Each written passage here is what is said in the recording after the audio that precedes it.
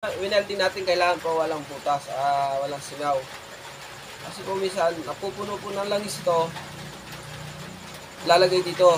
Kaya pangit pag may tagas, di ba? Paano po natin malalaman kung pag walang tagas? Ito po, papakita ko, lalagyan natin ng tubig. Lalagyan ko ng tubig. Kung may tumagas dito, bad siya. Pero kung wala, good na. Linis na lang. Tapos butas ng mga dalo yan na nahangin. So, lalagyan po natin ng tubig kung may butas. Okay na ba yung pagka-weld?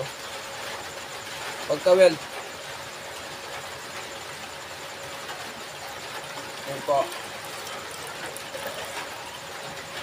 Oh.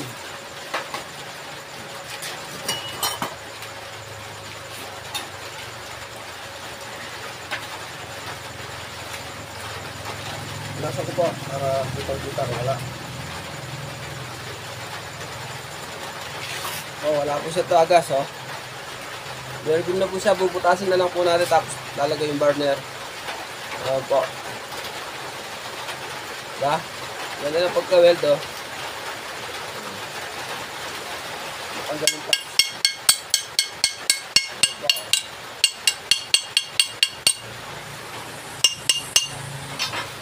Ito yung pagka-welding mo mga lods. Tingnan nyo naman. Diba?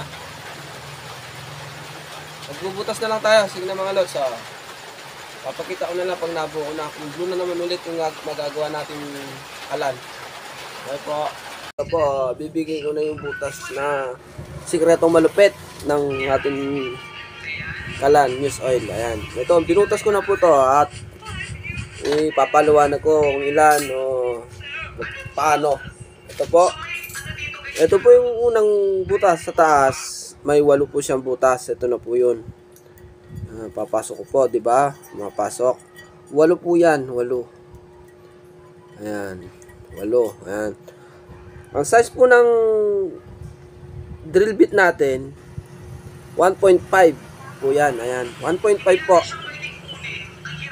Ito po sa taas. Ito. Ayan. 8 yan. 8. Ayan po. Sa pangalawang butas po dito po sa gitna, size po ng drill bit natin 2 mm. Ayan. 2 na siya. Ito po yung butas. Medyo pass lang po siya ng konti pababa. Ayan. Apat po yan. 4. Ayan. 4. Same lang po sa baba. Ayan. Bali 8, 4. Same lang po sa baba. Ayan. Ito po siya. At ito po pala, mga butas, alternate sila. Baga, hindi po sila tapat-tapat. Yan, alternate. Parang pa letter B, pa W. O, yan. Pati po ito. Yan, alternate po yan. Po. Yan, pakishare na lang po kung nagustuhan itong butas ko na kalan ginagawa natin. Yan, kulay-blue na po yung gawa natin na kalan. At ito pong ginagawa ko, shoutout po sa nagpapagawa, kay Romel Malik Pineda. Ayan, sa kanya po ito. Ayan. Shoutout, ingat lang sa trabaho. Ayan, sa kanya po itong ginagawa natin, order niya. Ayan po. Yun po yung sikreto ng butas natin. Kaya kung nagustuhan nyo po, pakishare na lang po itong video natin at pakicomment. Ayan po. Kung gusto mag-order po, pag-PM lang po at gagawa ko kayo. Ayan. Ito siya. Susunod na po yung lalagay na natin yung burner niya. Ito po. Ito po yung burner niya. Susunod na video na naman po yun. Pinakita ko po itong butas natin. Kaya, maraming salamat po. Nandito na lang. Magandang hapon po. Ito po, naumpisa ko na naman itong paggawa ng kalan natin. Ayan po, palapit na po siyang patapos. Ayan. Ito yung burner natin. Ito yung tank natin. Ayan po, konti na lang. Ito po, ang gawa natin. DIY po lahat yan, ha. Nalagyan na langis. Itong chamber. Itong frame. Ayan po. Malapit na hanggang bukas po siguro matatapos ko na to. Siyempre, hindi ko na po siya pinokos. Ang gugupit po tayo eh, kaya pag walang customer, doon lang tayo manggugupit. Ayan. Kaya bukas siguro po, patapos na yan. Makikita nyo nung masunog yung kulay blue natin. Ayan. Magandang hapon po. Ito po, tapos na po itong kalan natin. Ngayon, tetestingin natin. Ayan. Ito, kakargahin ko na to.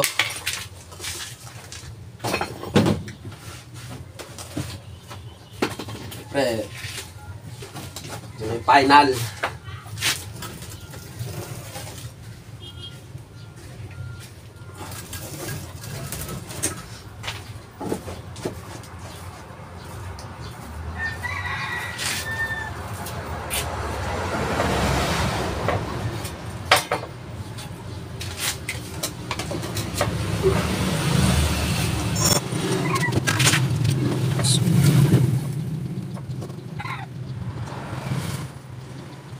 Final na po, sisindihan natin. Resulta.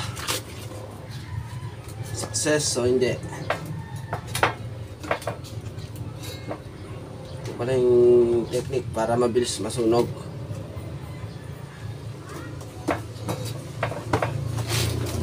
Ito.